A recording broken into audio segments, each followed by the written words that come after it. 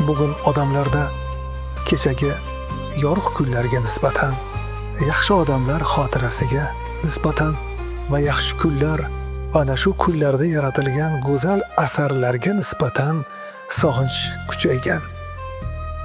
Retro asarlarni sog'inganda, ana shu ehtiyoj oshgani sayin retrolashgan odob, bilim, hurmat va tarbiya kabi noyob hisoblanadigan fazilatlar ham bizning hayotimizga qaytishiga umid qilaman.